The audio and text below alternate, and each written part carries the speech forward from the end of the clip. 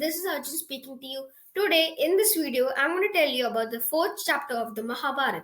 The fourth chapter of Mahabharata is the Kauravas and the Pandavas training. So, I'm going to just say you about who is Dronacharya's father and Drupada's father. Dronacharya's father was sage Bharadwaja, and King Drupada's father was King Prishata of Panchal. Bharadwaja and Prishata were really good friends. Once after their death, Dronacharya and Drupada used to meet when they were small. So once after Bharadwaja's and Prishata's death, King Drupada became the king of Panchal. Dronacharya one day came to the kingdom and remembered him about his childhood memories. Drupada was really furious and enraged with him. He said, "You are a poor Brahmin and I am a rich king. I have no rights to talk with you. Get out from this kingdom." Dronacharya was really unhappy to listen and he was enraged. He just went away from the kingdom and reached Hastinapur. So one day, when the princesses were the Kauravas and Pandavas were playing a ball game, suddenly it fell inside the well. So there was a Brahmin named Dronacharya who was returning to Hastinapur. He asked him, "Can you please get us the ball from the well?" Dronacharya said, "You are Hastinapur's brothers, and you are Kshatriyas. You can't even take a ball from the well. That's so shameful of you. Wait, I will take the ball," he said. Then they went to the well. Dronacharya chanted some mantras and got a blade in his hand magically. Then he took a blade of grass and kept on attaching on the blade, which has got from his hand.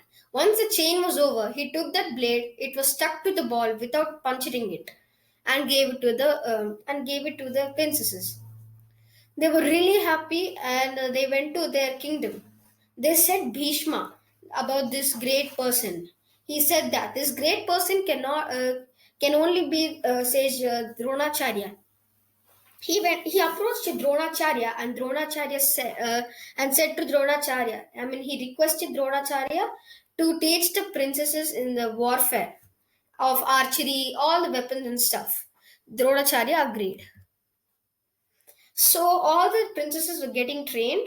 I'm going to say specifically three Kauravas brothers on all the Pandavas weapons. Yudhishthira was mainly trained with a spear. Bhima was mainly trained with a mace. Arjuna was mainly trained with archery, with bow and arrow. Nakula with sword. Sahadeva with an axe. And others. Duryodhana was really greedy and he was trained with mace. Dushasana was trained with a Dushasana was trained with a sword, and Vikarna was also trained with a sword.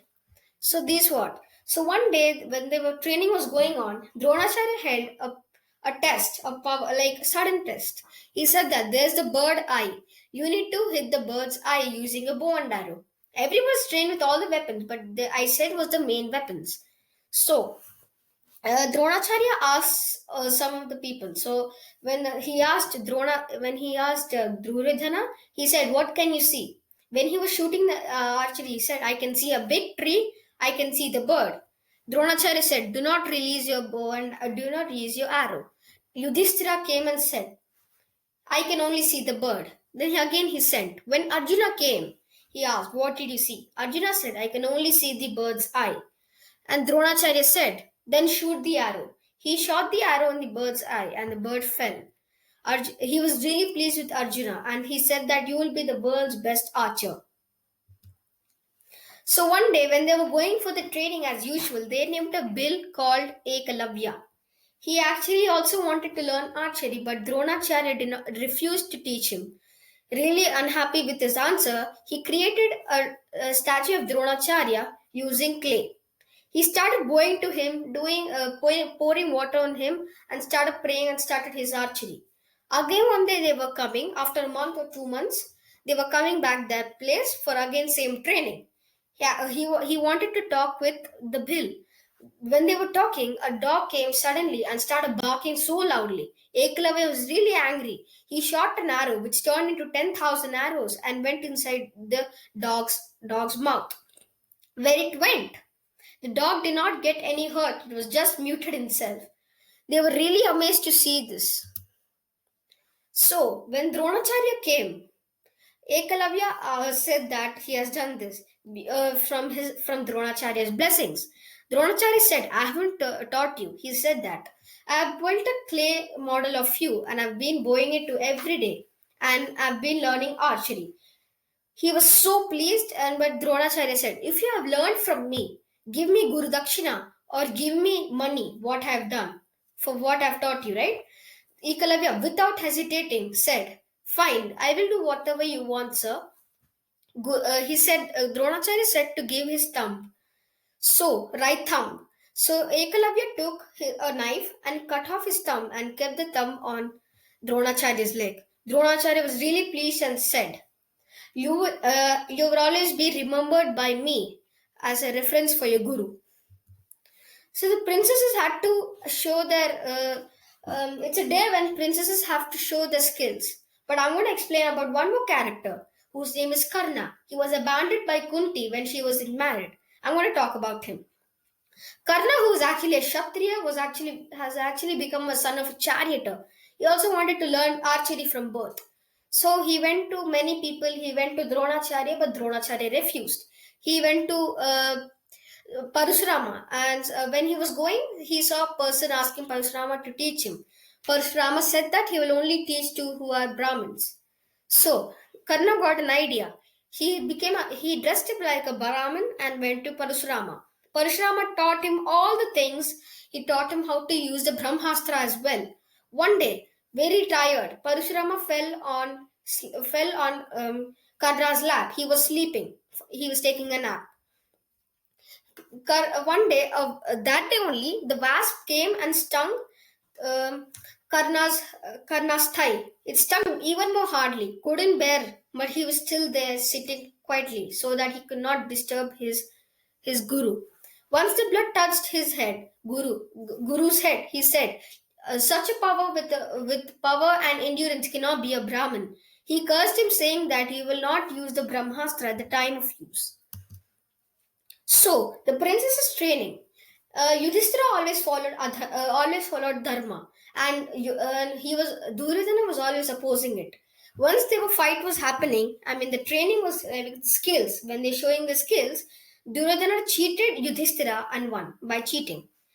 When Bhima and Duryodhana came in the duel, they were both fighting really really each other, and Bhima was really enraged and hit him very hard. As hitting, he was got eliminated. He got eliminated from the game, and Dronacharya said that Duryodhana was the winner. Arjuna came into the place and shot an arrow, which actually freezed him. Which freezed Duryodhana's body. A charioteer named, Karna, who was trained in full archery, came there and rescued Duryodhana. Duryodhana appreciated him. Karna wanted to fight a duel against Arjuna, but Kripacharya interrupted that he was a son of a charioteer and he's a prince. He has no rights to fight against both of them, to fight each other. Then Duryodhana said, I will crown the king. I will crown Karna as the king of Anga." Arjuna was really angry. He took a rivalry against Karna, and they were always enemies. And so when they crowned him, Karna was really happy and became best friends. Until Karna's death, Duryodhana and Karna were always loyal to each other. So this comes to the end of the fourth chapter of Mahabharata.